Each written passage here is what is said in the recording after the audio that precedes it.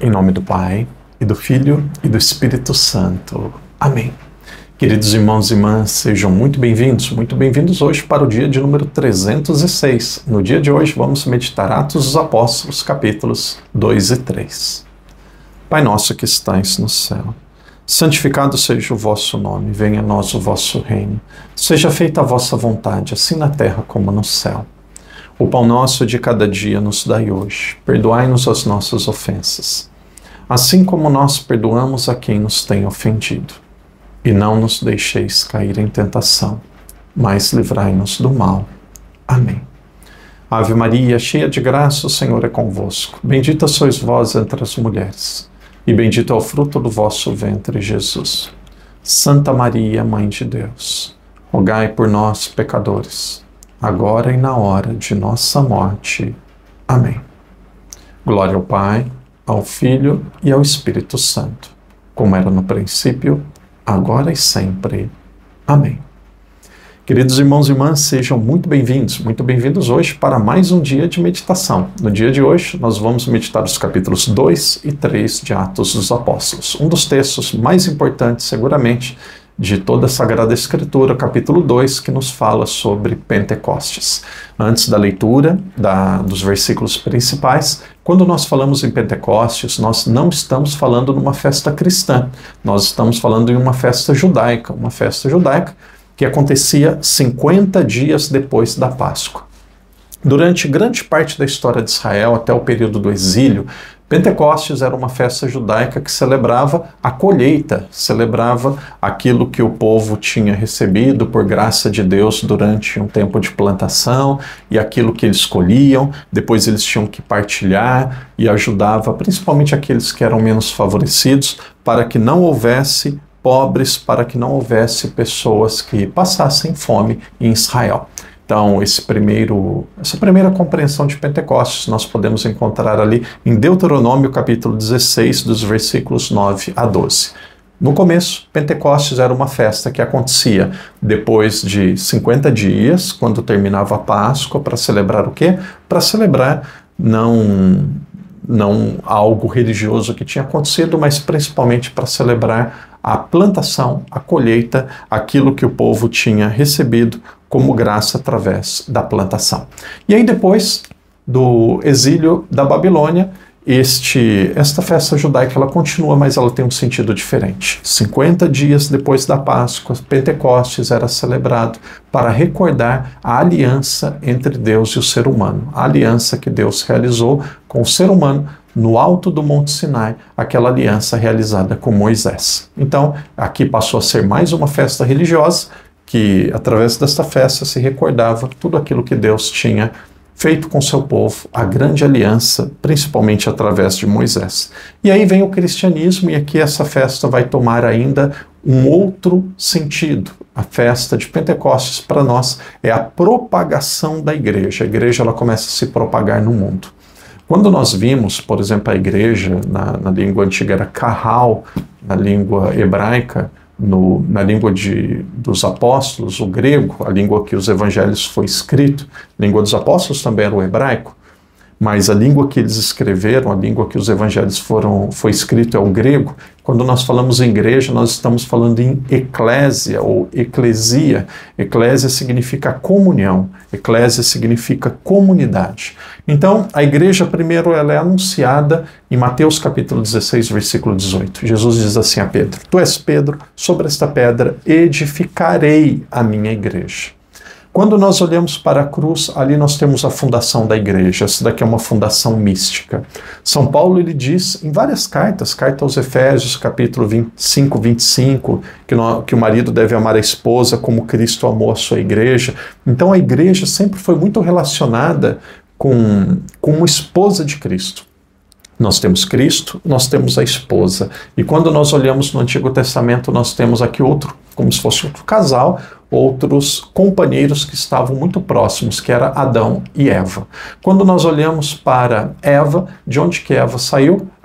Ela surge do lado de Adão. E a igreja como esposa, de onde que ela surge? Ela surge do lado de Cristo. Ela surge do lado de Cristo na cruz, do lado transpassado, quando jorra Sangue representa a Eucaristia. Quando jorra água do lado de Cristo, nós estamos vendo a representação do batismo. Aqui as duas fontes, os dois tesouros da igreja. Então ali surge a igreja. Mas o que é Pentecostes? Pentecostes é a manifestação pública da igreja. Aqui a igreja ela é enviada ao mundo. Aqui a igreja ela começa a sua missão. Quando nós olhamos Pentecostes, nós também podemos conhecer ou compreender Pentecostes como a Babilônia ao contrário. Quando nós temos ali no começo da Sagrada Escritura, no capítulo 11 do livro de Gênesis, a Babilônia, nós temos ali uma divisão das línguas. As pessoas no começo falavam as mesmas línguas, mas aqui entrou uma grande confusão entre elas, então aconteceu a dispersão entre os povos. Esse texto está lá em Gênesis capítulo 1, versículo 7 e 9, nós temos a Torre de Babel. O que é a Torre de Babel? Havia uma língua e as pessoas elas começaram a entrar em confusão entre elas, depois começam a surgir várias línguas e as pessoas não se entendiam. Agora, quando nós olhamos Pentecostes, haviam várias línguas diferentes e as pessoas elas se compreendiam. Por quê? Porque Pentecostes é fruto da obediência a Deus e a Babilônia é fruto daquilo que as pessoas estavam fazendo através da desobediência a Deus.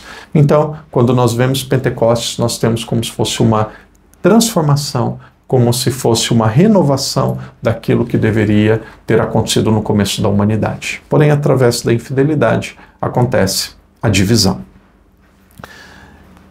Atos dos Apóstolos, capítulo 2, então, vai nos narrar este que é seguramente o maior evento ali do começo da igreja. O que é o começo da igreja? O começo da igreja é Pentecostes. Irmãos e irmãs, se vocês têm o texto ali no capítulo 2, nós vamos perceber que quando aconteceu Pentecostes, acontecia aqui no versículo 2, diz assim que de repente veio do céu um ruído, e ao agitar-se de um vendaval impetuoso, que encheu toda a casa onde eles se encontravam. Então aqui nós temos um grande barulho onde veio um vento impetuoso, um vento forte, e depois toda a casa ela ficou cheia, e aqui vai dizer que é cheia do fogo de Deus, cheia do Espírito Santo. Quando nós olhamos no Antigo Testamento o livro de Êxodo, capítulo 19, que nós vemos Moisés ele recebendo a lei no Monte Sinai, no alto do Monte Sinai, nós vamos perceber que ali também houve um grande barulho, houve um grande ruído, e esse barulho, quando Deus se revelou a Moisés, ele se revela também em meio ao barulho, ao ruído. Então, do mesmo jeito que a lei, ela foi dada a Moisés, no meio de trovão, no meio de grande barulho, nós olhamos também para Atos dos Apóstolos e percebemos que o Divino Espírito Santo, ele também foi dado aos apóstolos e à comunidade primitiva da mesma forma. Quando nós lemos que eles falavam línguas diferentes, aqui muitos questionam essas línguas diferentes, é aquilo que acontece na renovação carismática católica.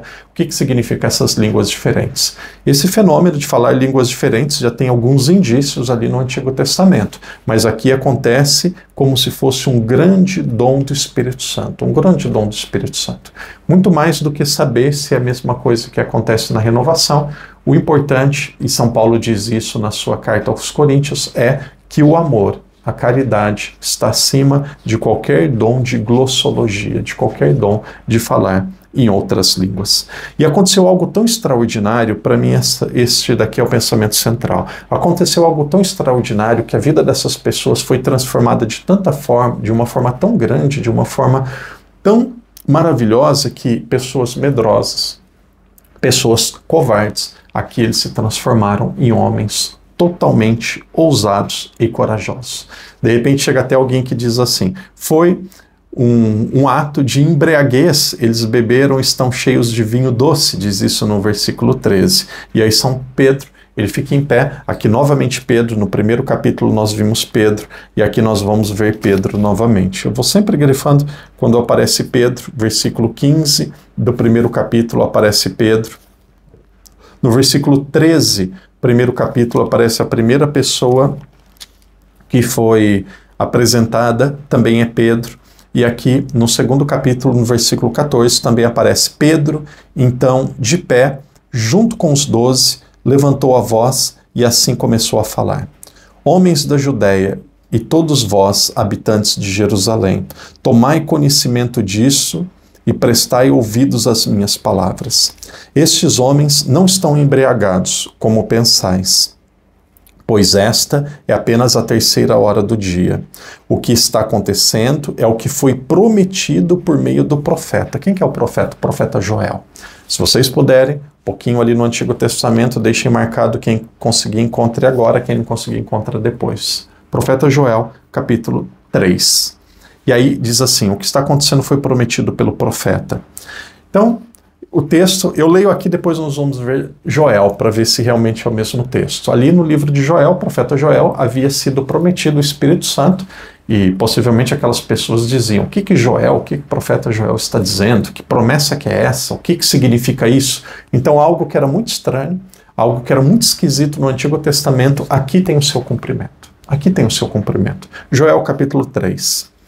O padre vai ler Joel, porque o texto está falando da profecia. Então nós lemos Joel e depois nós vamos ver que aquilo que está acontecendo em Pentecostes, aquilo que aconteceu em Pentecostes foi aquilo que foi anunciado lá no Antigo Testamento, muitos séculos antes disso acontecer. Capítulo 3, profeta Joel, diz assim: Depois disto, derramarei o meu espírito sobre toda a carne. Vossos filhos e vossas filhas profetizarão, vossos anciãos terão sonhos, vossas jovens terão visões. Até sobre os escravos e sobre as escravas, naqueles dias derramarei o meu espírito. Porei sinais nos céus e na terra, sangue, fogo e colunas de fumaça. O sol se transformará em trevas, a lua em sangue, antes que chegue o dia de Javé, grande e terrível. Então todos aqueles que invocarem o nome de Javé serão salvos, porque no monte de Sião, em Jerusalém, haverá ilesos, como Javé falou, entre os sobreviventes que Javé chama. Então aqui diz de colunas de fogo, aqui diz que derramará, que será derramado o Espírito Santo, e aqui diz que será em Jerusalém. Então, olha, São Pedro ele levanta e diz, olha, ninguém está embriagado, aqui está apenas sendo cumprido uma promessa que já foi dita lá no Antigo Testamento, no profeta Joel. Então, se nós olharmos a Sagrada Escritura como um todo, nós podemos ver aqui 3 tempos diferentes. No Antigo Testamento, nós temos como figura principal o Pai, Javé agindo, enviando seus profetas. Nos 4 evangelhos nós temos como figura principal o Filho. E agora, com Atos dos Apóstolos, começa um tempo novo, começa o tempo do Espírito Santo, o tempo da igreja. As 3 pessoas da Santíssima Trindade sempre estiveram presentes em todos os momentos, mas aqui a predominância, aqui o grande protagonista é o Divino Espírito Santo. Irmãos e irmãs, o texto continua todo profético, coisas que aconteceram no Antigo Testamento, que foram ditas no Antigo Testamento, se realizam agora em Jesus. Olha ali o versículo 22. Homens de Israel, ouvi estas palavras, ainda São Pedro. Jesus o Nazareno, foi por Deus aprovado diante de vós com milagres, prodígios e sinais que Deus operou por meio dele entre vós, como bem o sabeis.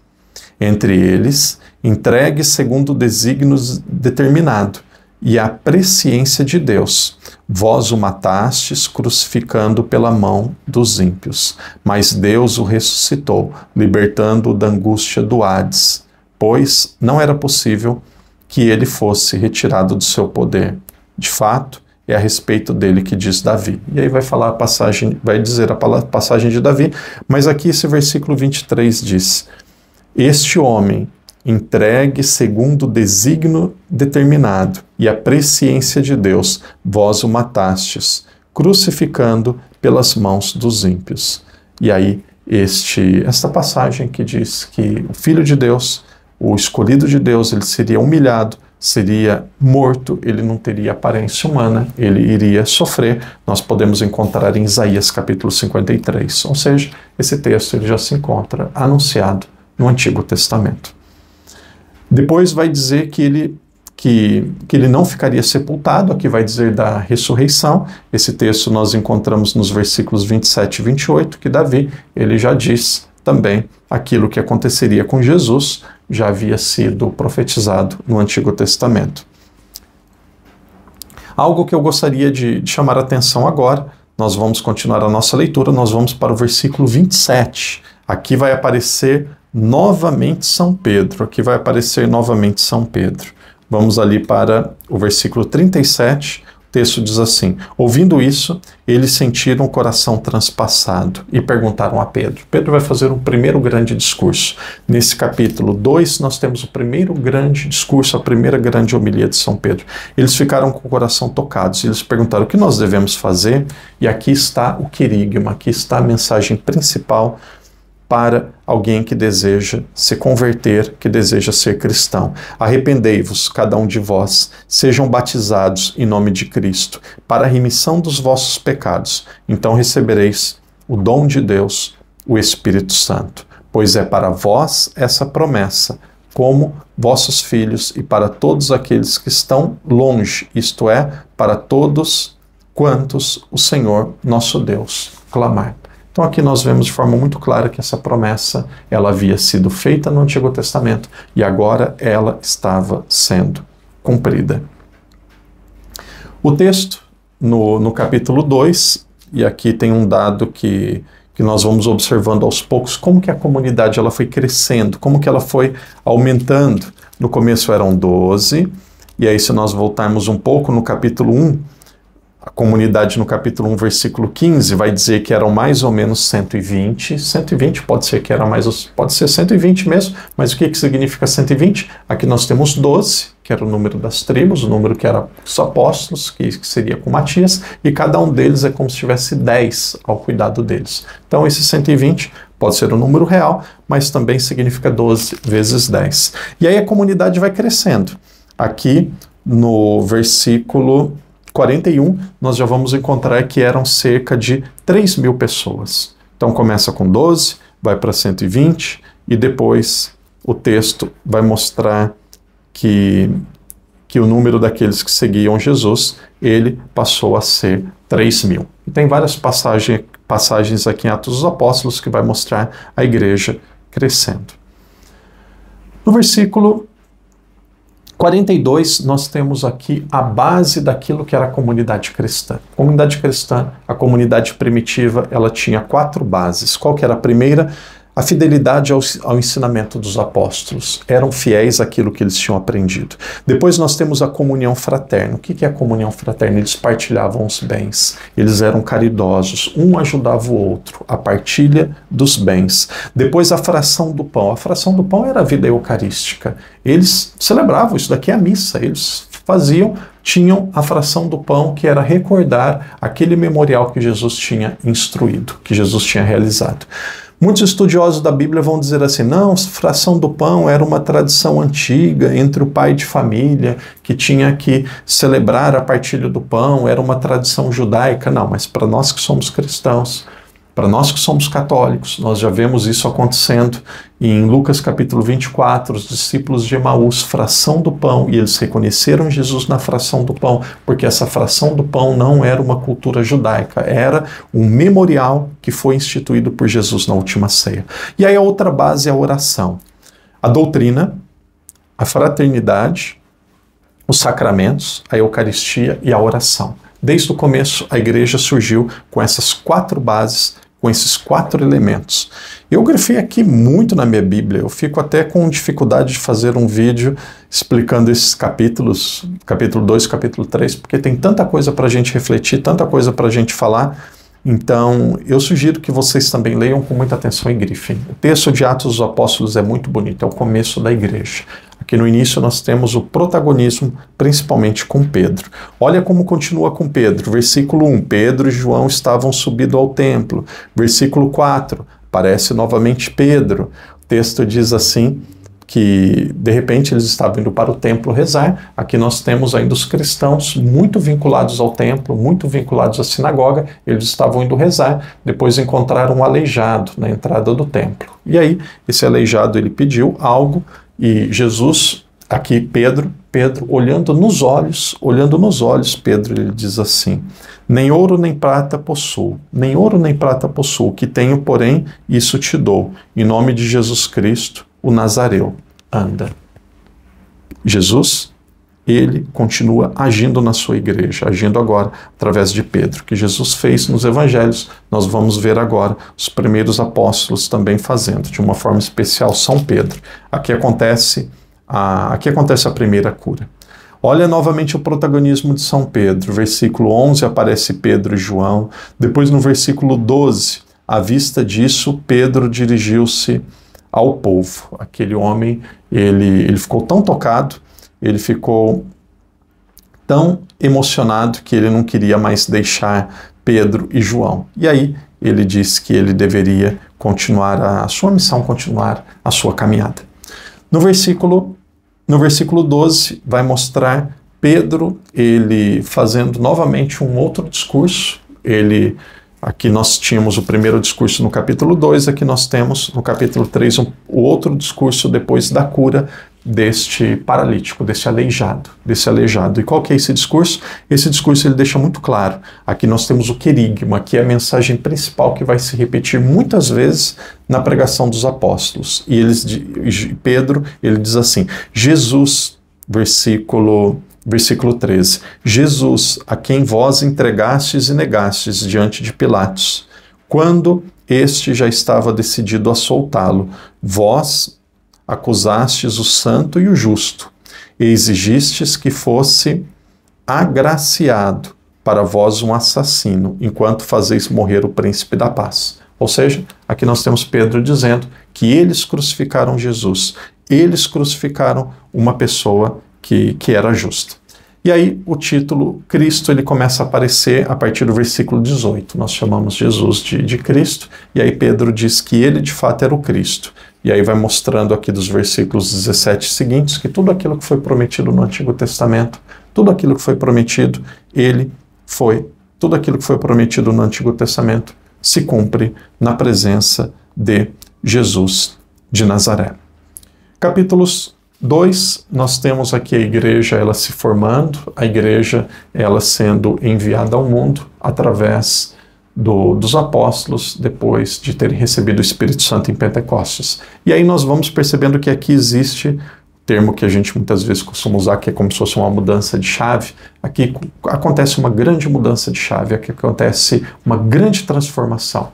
Antes de Pentecostes, medrosos, inseguros, e aí depois de Pentecostes nós vamos vendo que os apóstolos eles são corajosos, audazes, e aqui fica muito claro que a liderança na igreja primitiva ela estava na pessoa de São Pedro. Então São Pedro, ele realiza aquilo que Jesus fez, ele ensinava e ele curava.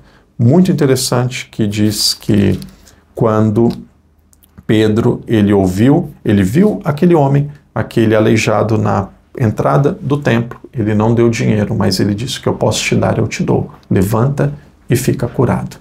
Em outro momento nós podemos ver um paralelismo, uma grande comparação entre aquilo que Jesus realizou depois aquilo que os apóstolos realizavam. Aqui tem cura de aleijado, aqui nós temos convite a viver a simplicidade e a pobreza. Aqui nós vamos percebendo que Jesus ele realmente continuava presente na igreja e no mundo através da obra dos seus apóstolos. Atos dos Apóstolos é a primeira história da igreja. Nós vamos ver aqui em todos esses elementos que desde o princípio a igreja já era católica. Desde o princípio a igreja ela já tinha os valores, as celebrações, já tinha a doutrina que nós temos hoje. A igreja ela nasceu católica e ela continua católica até hoje. Aqui nós vimos a importância e a unidade da igreja, mas essa unidade acontecendo através da liderança de São Pedro. Nós percebemos que eles continuavam juntos, que aqui era uma comunidade unida, e essa comunidade ela se reunia em torno da fração do pão. Nós percebemos que desde o início, tanto a pregação quanto os milagres acompanhavam o início, acompanhava os apóstolos e depois vão acompanhar também os seus sucessores. Irmãos e irmãs, aqui nós temos Atos dos Apóstolos, um dos livros mais bonitos e mais importantes de toda a Sagrada Escritura. Amanhã nós vamos continuar, amanhã com a graça de Deus, nós vamos ler os capítulos 4 e o capítulo 4 e o capítulo 5. Aqui os apóstolos ainda estão em Jerusalém. Tudo vai acontecendo em Jerusalém. Aqui o apóstolo que tem maior destaque ainda é São Pedro. Esta é a história da nossa família. é a história do cristianismo primitivo. Leia, medite e se orgulhe. Em nome do Pai, do Filho e do Espírito Santo. Amém.